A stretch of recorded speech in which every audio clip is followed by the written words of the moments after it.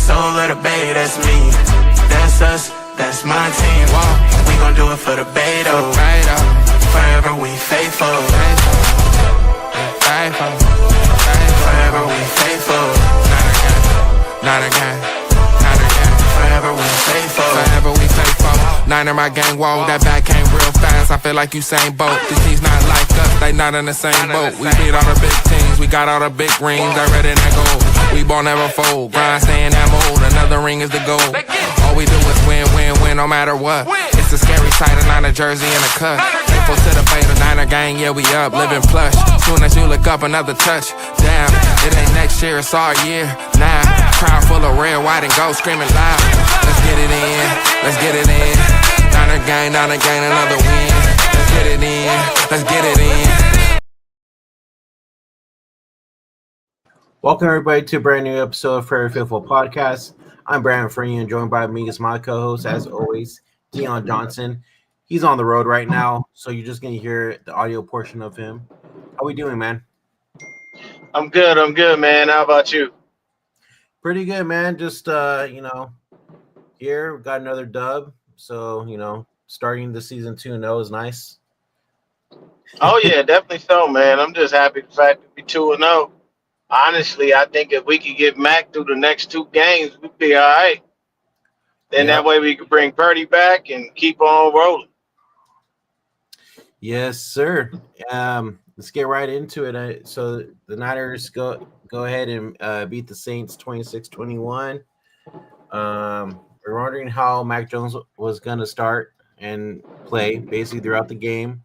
He looked pretty good. What were your thoughts on Mac Jones going into this game and seeing him throughout the game and everything? And all the crap that we were going to see basically after the game was over on Twitter and everything. Now, I don't know what happened on Twitter because I wasn't aware. But what I can say about Mac Jones is before the game, I had no expectations because I just didn't know how he was going to fare in the game in general. But here's the beauty of it. Came out, he played very well. I can't be mad. Mac Jones was in the top 5 of passing for the week. So if y'all don't see me, I'll be doing shorts, and I get y'all for fantasy football.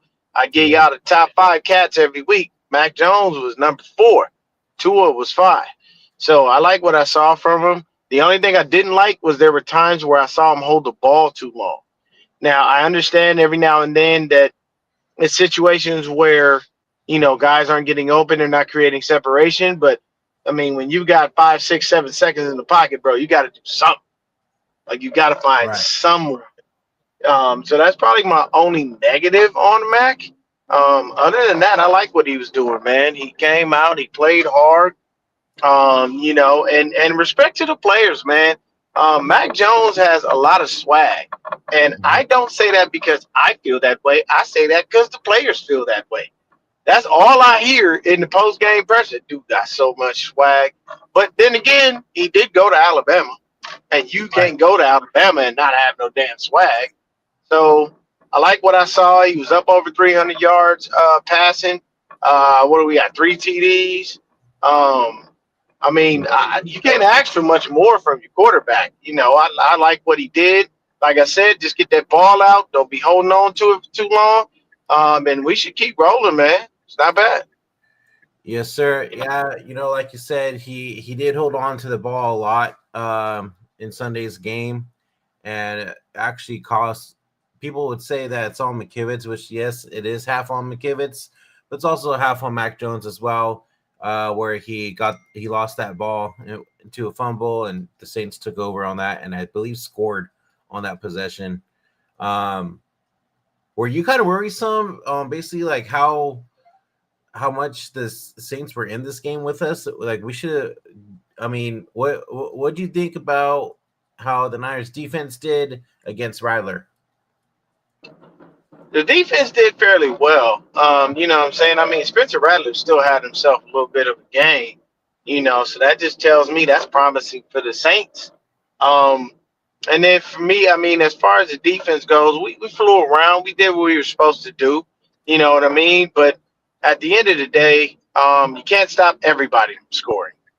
And it gets a little rough out there, but I'm not mad at the defense. The only thing I would say is we still got an issue with that run defense because Alvin Kamara was moving and grooving. That man almost had 100 yards. He was one yard away from a 100-yard game. So while I love what the defense was doing, love what I saw from Deep Winters. To be honest with you, the negative was our safeties. I'm sorry, I can't wait for Malik Mustafa to come back. Jason Pinnock is garbage. He gave up 2 touchdowns on his own. And, you know, I know Siegel is a rookie, so I'm not going to lay into him too much, but he ain't looked too good this game either. He had a lot of issues. One thing I can say about Spencer Rattler is he is a shifty dude because he was slippery, man. We had him sacked. Yeah, and that dude just and he most of the game, I feel like we didn't really have a sack on him, huh? No, for the most part, I think we did get a couple sacks on him. I think 1 or 2. I'd have to look at the stats. Right. But I definitely know that yeah, he was definitely out there moving and grooving. You know, on his own. We had to deal with Alvin Kamara. He was moving a lot. And then on top of that, it was you know, one thing I have to say is I love Renardo Green slamming Jawan Johnson for trying to hurdle him. He thought he was going low. Green stood his ass up and then just slammed him to the ground. I loved every second. He did, man. That was almost like a WWE suplex or something. It was perfect. Oh, yeah. But the defense looked good overall. I mean, Renardo's got a little bit to clean up. You know, Olave was giving him a little bit of an issue, but it is Chris Olave, so you got to respect that. But for the most part, everything's pretty cool. I'm not too mad at the defense. Michael Williams looked a lot better this game. Loved what I saw from him. Did. And hey, man, at the end of the game, bro, you know what I'm saying? Strip sack. Let's get it. You know, Bryce Huff showing up, doing what he's supposed to. I ain't mad at that, man. If that's how we end games every week, I'm a very happy individual. But talk to the people, man. I'll be right back. All right, sounds good.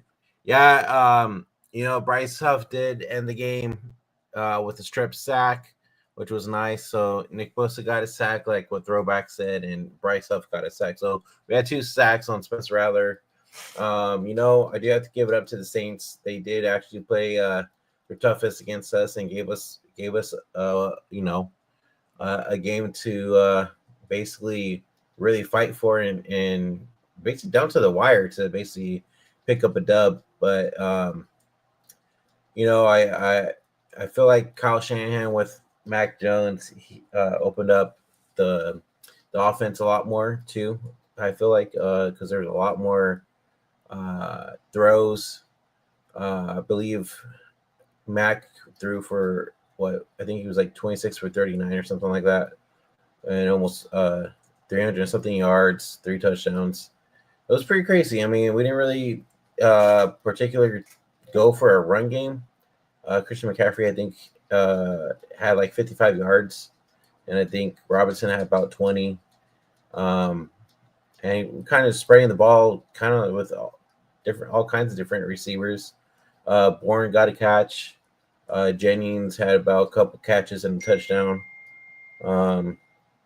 You know, just all in all, it was a pretty good game to watch. It was exciting. I do want everybody to know, though, there is no quarterback controversy.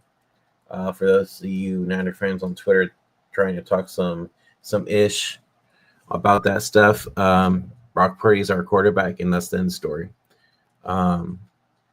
Mac Jones played good enough for a backup quarterback. I'll give you that. He looked great. Don't get me wrong. He had some errors for sure, but other than that, he did pretty well. And we should be happy that we have a quarterback like Mac Jones as a backup. Because if anything happens to Brock again, I think we're in a solid place with Mac Jones being our backup. Let's see, defense looked good. And Fred Warner actually mentioned this, I think today or yesterday, that he's really happy to have Saleh back. These close games, because we only won by 5 points on Sunday. These close games that we've been winning the past 2 weeks, we won't be winning those the past couple of years, especially last year too, with all injuries and everything as well. But yeah, we go down to the nitty gritty and have pulled out 2 dubs now. And you know what? Our defense is more to contribute for those W's. So, last week it was Nick Bosa with strip sack.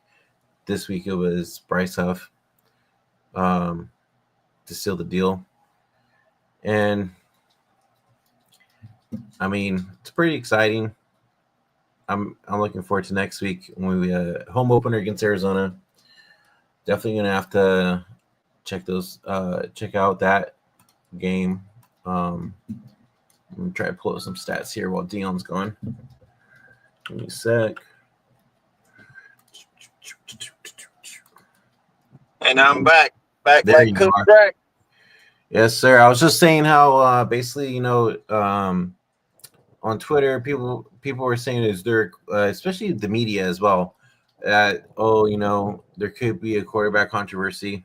I'm not gonna say any names, but I think you know who I'm talking about. We all knew this. Like we all knew this BS was coming. Like it's the case. And anybody with a brain in their head, any Niner fan that has any common sense knows this is complete garbage. Yep. It is just something that the media will spin to create a narrative. Now, I can tell you this. If Mac Jones goes out the next 2 games and throws for over 300 yards again and has 3 TDs in each of those games, the media is going to make it a big thing. Let me give y'all some context. See, when we drafted Trey Lance, screwed off all those picks, and Kyle had the balls to walk in the office and tell Jed, hey, the third dude is actually better than everybody. It was easier to get out of that. You know why? We weren't paying Trey Lance over $200 million. Facts. He barely was paying the man $25 million. So, oddly enough, I will continually state this. Any other head coach would have been fired had he pulled that BS. Mm-hmm. But we all know Jed York gives Kyle full autonomy and lets him do whatever the hell he wants. But what I'm saying is, when it comes to this situation, you can't do that. Like the fact right now, I'm not even going to lie to you, the fact that Kirk Cousins is on the bench in Atlanta is crazy. Because you're paying your backup more than you're paying your starter. Facts. Like that's dumb as all get out. When they drafted him, you could tell, going back to that moment when Michael Penix was drafted in the first round, you could tell that whole war room was like, what are we doing? And why did we do this? We just gave this fool all that money. What are you doing? And now you see Kirk Cousins ain't the same Kirk Cousins he once was. And Michael Penix is a starter. But Atlanta looks like idiots because Arthur Blank is paying a man an exorbitant amount of money to sit on the bench. Yep. And I'm sorry if I'm in there with the GM. Hey man, the minute that man can hit the field, get rid of him. Get that money off my books. I'm paying too much damn money for this. This is stupid. He's sitting on the bench doing nothing. I ain't got time for that. I mean, me personally, I would have never paid Kirk Cousins in the first place, only because Kirk Cousins ain't gonna win you no championship. But it is what it is.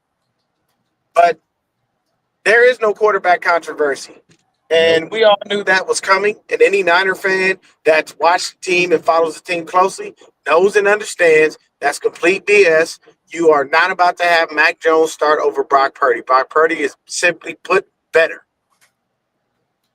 And it ain't nothing against Mac on a personal level. It's just, hey, bro, you got drafted in the first round and you didn't win. This your third team.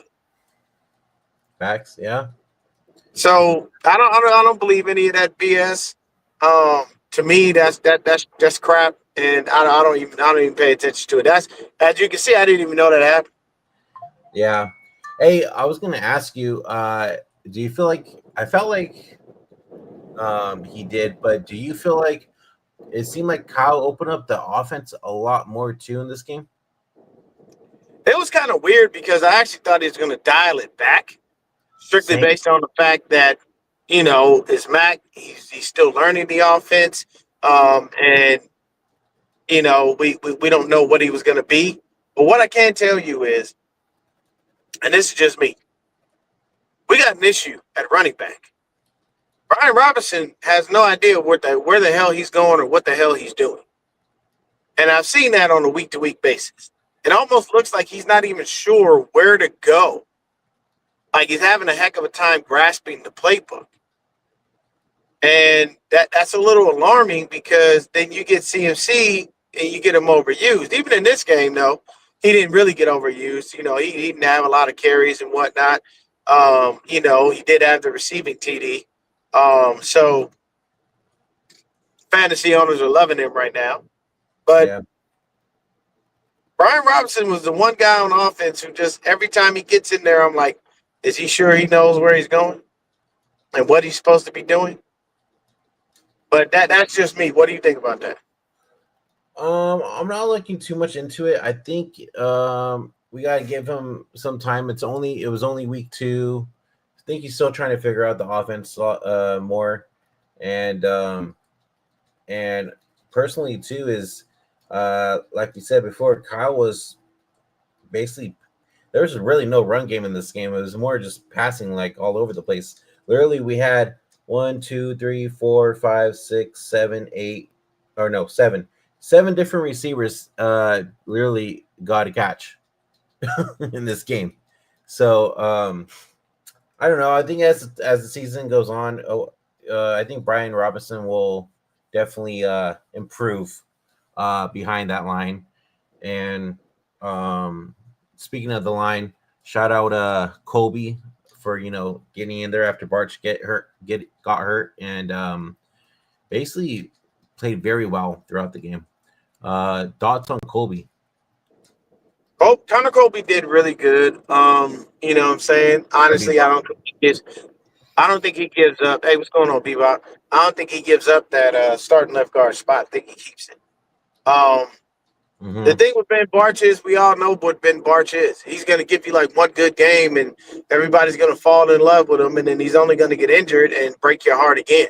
So I put no faith, no stock in Ben Barch at all. I was just like, bro, no one cares. Like it means nothing. So for me, I was just like, yeah, whatever. I really don't care. Yeah, but Connor Colby did a good job. The Connor Colby thing is good and bad, and I'll tell you why. Great because we found a late round gem, but bad because now this is going to give Forrester and Shanahan a battery in their back to go, we can find an offensive lineman anywhere at any point. See, we don't need to invest in it. It's fine. We'll figure it out. No, it is not the case. You have to remember, certain things are anomalies. Kobe was an anomaly, and he's only played one game, and we have to see if he continues to hold up throughout the season. So he did very well. Not gonna be negative toward the kid, but we still do have to invest in this offensive line. So speaking of them looking for an offensive line players, we just found out, what was it, yesterday or today possibly, that Spencer Burford is hurt and he's the backup. So I'm trying to figure out how the hell he got hurt, for one. And then two is they did try out a bunch of offensive lineman guys today, and kind of want to get your thought process on the whole Spencer Burford injury and like what the hell happened. We on the same page. I don't know what the hell happened. I don't know how you Randy just magically show up with an injury. Like this team with the tenure of Kyle Shanahan and John Lynch, we just live on the injury list. Why? I have no idea. And I really truthfully wish we would figure out what the heck is wrong and fix it. Because it's annoying every dang year. All we do is wind up looking and going, damn, another person, damn, another person, damn. Like it's continual. And it drives me absolutely insane. So I'm sitting here like, oh my gosh, bro, are we seriously doing this again? So it's frustrating as all hell, man. But it's become a part of who we are. So at this point, I almost expect it. Yeah. I expect us to go into the season not fully healthy. But one thing I will say about the offensive line, we are going to need to find a left tackle of the future. It is not Spencer Burford. I'm sorry, people. Do not believe the hype. Spencer Burford ain't that damn good at left tackle. I think he's more suited to be a guard. Hell, I said a long time ago, put him in right tackle. But and honestly, you just pay Colt McKivitz, just flip him. Because don't forget, McKivitz looked great at left tackle. He didn't look bad. Yeah, that's true. But true. at right tackle, horrible. I don't know what it is. I don't know what it is either. But at right tackle, he's fucking horrible. But at left tackle, when he had to fill in for Trent every now and then, perfectly fine. Didn't have no mishaps, no nothing. But it is what it is. Now, I do have to ask you, did you hear what Cam Jordan said? Yeah, it was very loud because of yeah, he was pissed. He was basically like, I think that was low key a shot at Saints fans to be like, hey man, you hear them getting loud, you better get louder, damn it. Can't be over here doing this BS, letting them overtake our stadium. But Cam Jordan must have forgot we travel very well. We always have. Hey, and let's not forget either, because during that game on, I think it was third down for the Saints, dude, you can even hear it through the TV. Like, it was crazy how loud it was. Oh, yeah, and then we hit Bourbon Street like a freight train. Yeah, I did see and that. And they hit them with their little, because what did it say? Are they who they or who that? Because I know the Bengals and them share something. So it's who that. So then. Okay, so they're who that. Okay. Yeah. So basically, Faithful will go down Bourbon Street and say, yeah, we went who that and we that.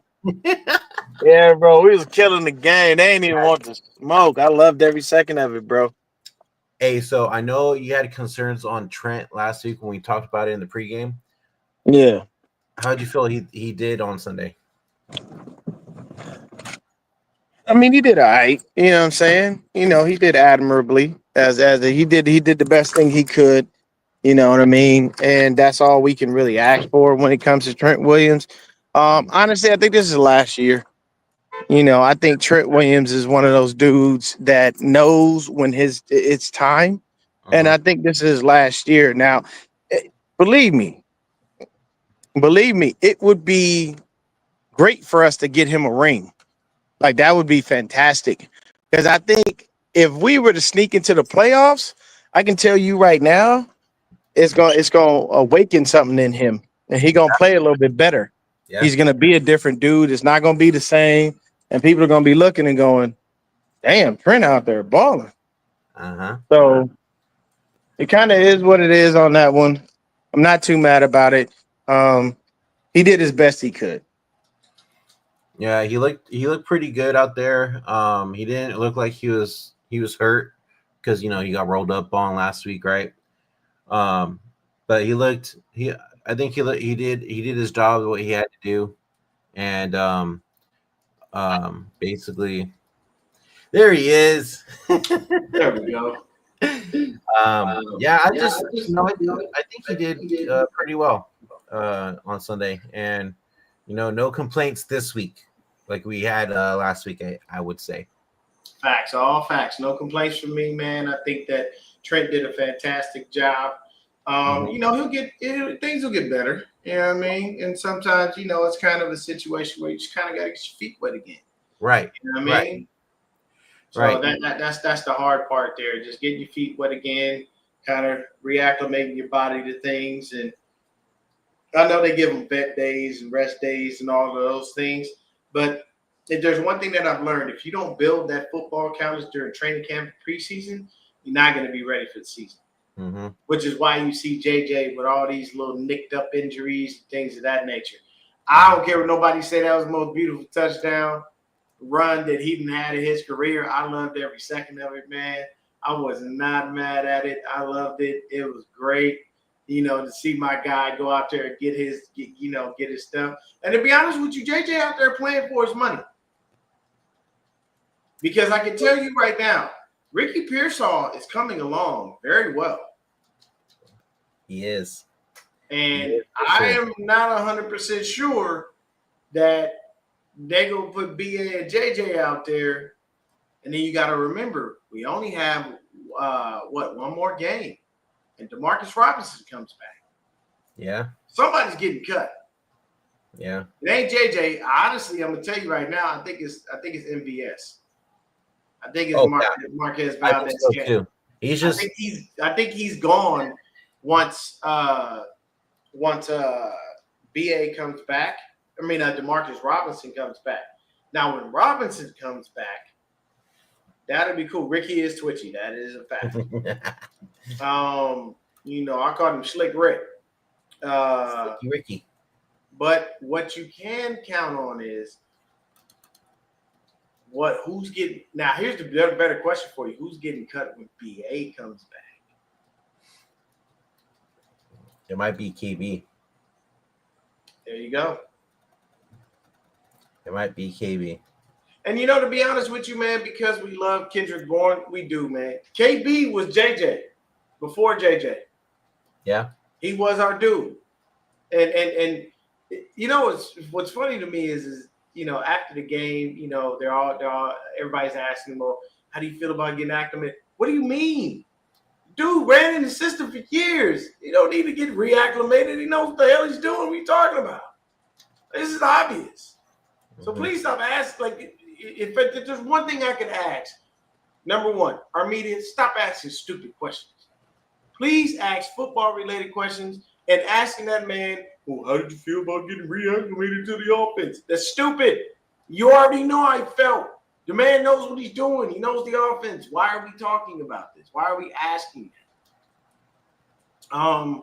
The other thing as well, to our direct media team, for the life of me, and I know other Niner fans hear me when I'm about to say this, stop with that long, idiotic pause in between people. Stop putting out on YouTube, you go live at 12:30 and don't go live until 1:15. And it's just a Niner logo just continually sitting there. Go live when people exist. The 45-minute gap. You mean to tell me you ain't got these dudes lined up? They don't already know they're talking to the media? If that's the case, then why ain't they there? Peak 49ers media, and I'm not talking about my dog, Anshul. 49ers media team, please, for the life of me, stop with this idiotic, long-standing Niners stick. Like, what? Why? What is the point of this?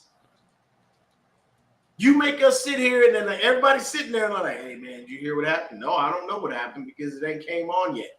Been 35 minutes. We're still waiting on them to show the hell up. It's true. They do take forever. It's done. And I literally go. The only team in the NFL that does this crap. I don't see anybody else's teams doing this stuff. It's like, why? It's the dumbest thing in the world. If I ever met our media team, I'd be like, hey. Let me take over. I'm taking over. No. I'm taking over, damn it. No. I told you I made it. I'm bringing Brandon with me. Brandon, you got the media stuff. Go on, handle that. I got you. Don't trip. Well, what are we supposed to do? You're fired. That's what you're supposed to do. Go find another team to work for and make them wait 45 minutes for you to show up and actually let somebody talk. Facts. That's it. We're done. I just about had it with you guys. I'm just saying, man. Just walk in there, you know. Hey, look, we had that video. Hey, look, we're the new media team, so your asses got to go. Mm-hmm. But and then by the way, I'm gonna get up there at the podium and I'm gonna be like, hey, look, now that we have a new media team, no more softball questions. We're gonna need y'all to be like the New Yorkers. Ask the hard questions, get off in Kyle's ass when shit ain't right, and get off in the players when they ain't right either. Ask them real questions. Don't ask them stupid stuff like what color did you like today? You know, like why are you smiling so much? Yeah, you know, why are you smiling so much? What do you mean? I'm happy. Damn, can I not be happy? You want me to be sad? Do you understand it literally takes more muscles in your face to frown than smile? So, another thing that surprised me on Sunday, dude.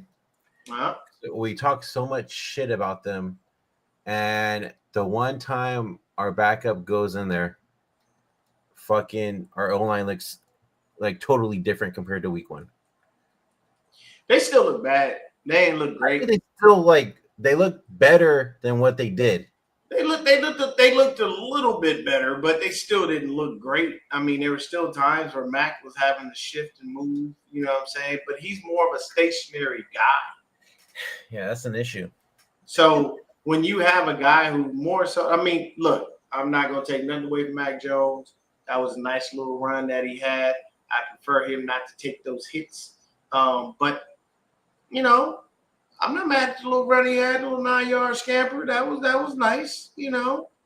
Mac said, I may not be the most athletic guy, but I got a little something in the tank. I ain't mad at it. Yeah. So that touchdown pass that Juwan Jennings got. Yeah. Would you say, like, looking back at it, that was a broken play on the defender? Like, that could have been picked off? I didn't really get a chance to look at it like that. No. I just kind of saw the play happen. It happened a little bit faster than anticipated. I'd have to look at it again to give you an honest opinion on it. But at the end of the day, I could care less what happens. As long as Juwan scores, it's all that matters to me. Yeah, no, I know. Broken play or not. As long as Juwan got into that end zone the way he did. Yeah, I was happy about it. I didn't really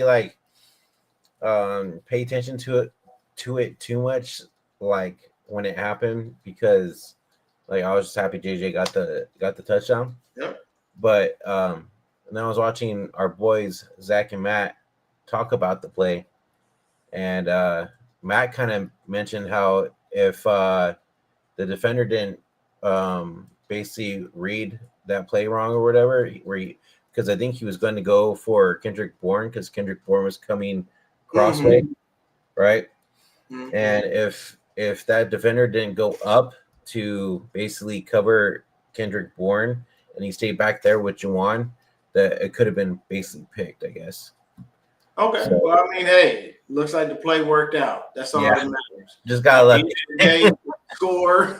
I don't care how you get it. Yeah, exactly. Win. Whether you win by 1 or you win by 50. We do have to, speaking of 50, Lord, Bears defense got embarrassed. Embarrassed, bro. I don't care what nobody say, man. You can't. There's, bruh. You let your old team Ben put up a 50 burger on you, bro. Yeah. When in week 1 they ain't even look like they knew what the heck they was doing. Tell you right now, that second meeting between the Bears and the Lions, in the words of Seamus, that's gonna be a banger. Banger. I think the Bears after banger after banger. Man. Side note, man, forget El Grande Americano. Get him up out of here. I'm tired of his stupid gimmick. Yeah. We all know it's Ludwig Kaiser. We all know that the original El Grande Americano was Chad Gable. I'm feeling WWE is failing. Their writers are garbage. I've never seen something so trash.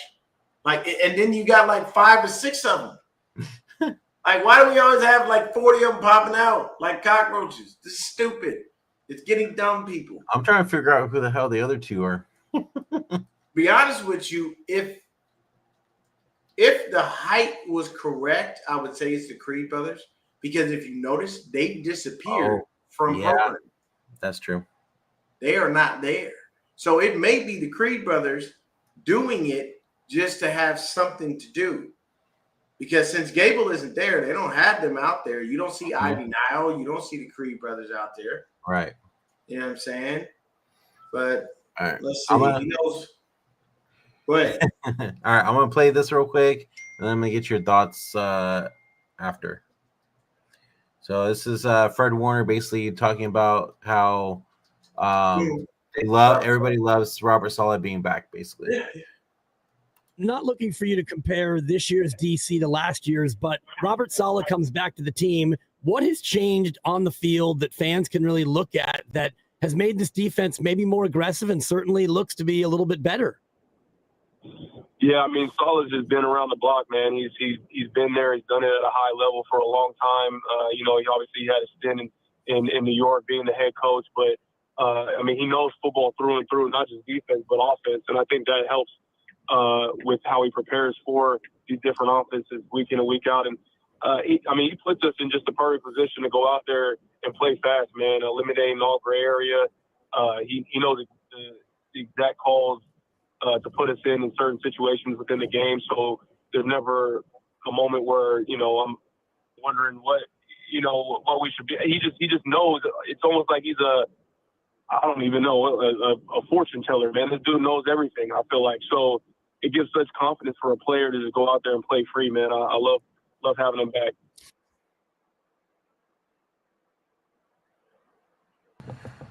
Thoughts, brother? I mean, what else does anybody expect him to say? He's happy to have a DC who knows what the heck he's doing. You know what I'm saying? Yeah. Look, there are times where I'm going to give Kyle credit, and there are times where I'm gonna crap on him. And I'm sorry, last year was his fault. You chose Nick Sorensen. Mm-hmm. Nobody else. And see, that's the problem with a lot of 49er fans. Y'all get mad when I hold Kyle accountable for screwing up. And everybody wants to give him a pass for messing up. At the end of the day, if Fred really wanted to be mad at somebody last year, he need to look his head coach in the face and be pissed off at him. Because he's the one who made that stupid decision to go ahead and go with him. You could have kept Steve Wilkes for that matter. Yeah. You know what I'm saying? I know you may not have gotten along with Wilkes. You may not have liked how Wilkes did things. But what I can tell you is the man got you. You got you a Super Bowl with him. He got you 2 interceptions in the Super Bowl that you did nothing with. While all these 49er fans want to shit on Wilkes, then it is what it is. What the heck? What? I don't even know who that is. I don't know. I don't know what that is or who that. You streaming on Twitch? I don't know. What? Exactly. I have no idea. I don't have Twitch. Fast Willie Parker.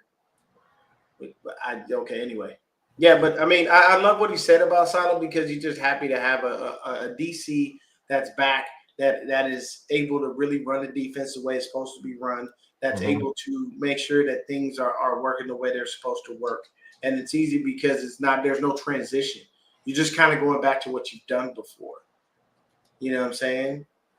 So it is what it is, man. You gotta love that your all-pro middle linebacker is very happy with this, with having his old DC back and feeling like, hey, man, we can conquer anything that we need to conquer. Right. And, Saleh knows what he's doing, and he does. And you can see that he's evolved. You know why? I've seen Saleh do more blitzing. When Saleh was here previously, that man did not like to blitz for any reason. He cared less about blitzing. Yep. He would get up there, too, at the podium. If the front four does their job correctly and everybody stays in line and they have their technique and, everybody's doing what they're supposed to do, the front four should get home. And everybody looking like, nah, bro, the front four ain't getting home. That's why we keep asking about blitzing. What are you talking about? But it is what it is. Well, our defense, you can just tell how much our defense has gotten like a lot better too. Especially like you said, dude, Michael Williams, bro. Oh my god, Looked a lot better. looked a lot better for sure. They're getting to the quarterback a lot more too. They're learning how to close out games. They're learning how to strip sack a lot too, right? And you could tell also that Kyle's loving this as well. At the end of the game, past 2 weeks, him and Saleh have hugged and been all excited and shit like that. And it's nice to see, man. Definitely Saleh was missed. And this team just, that defense just looks like the old defense when Robert Saleh was last year. So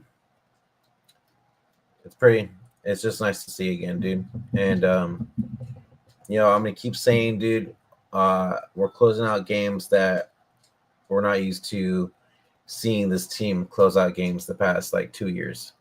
So yeah, I mean, just excited for the season, the rest of the season, to be honest with you. Yes, sir. Hey, look, man, bring on them Redbirds. It's the first home game. Faithful, show up, show out. Be there, Sir. be loud, be proud.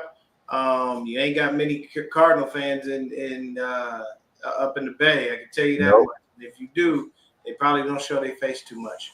Right. But when they're here, I'm gonna go to the Rush, the John Chapman's. I'm gonna go to his little thing. Dude, that's gonna be sick.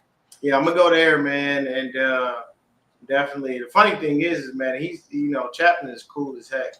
You know what I'm saying? Because I caught him in passing at the last Cardinal and 49ers. Really?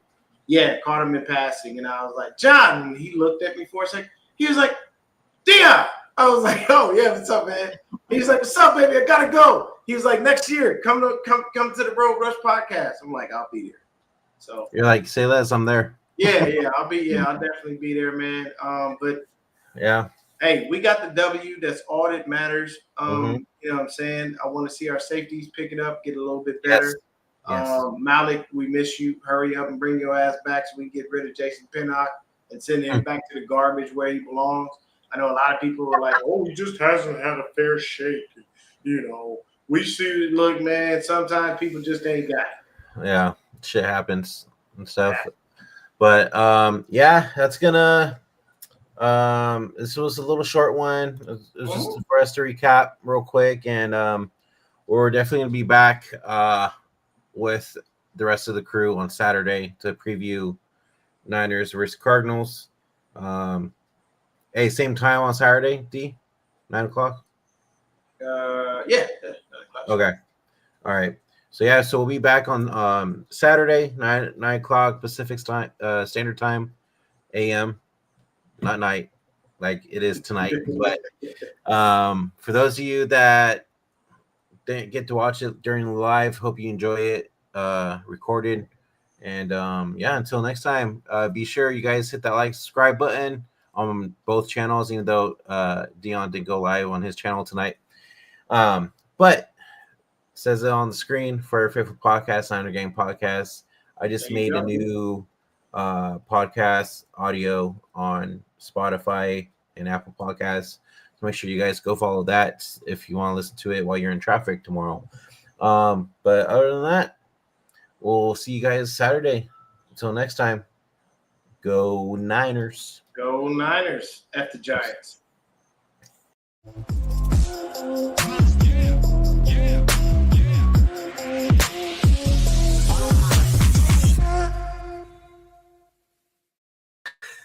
I wasn't-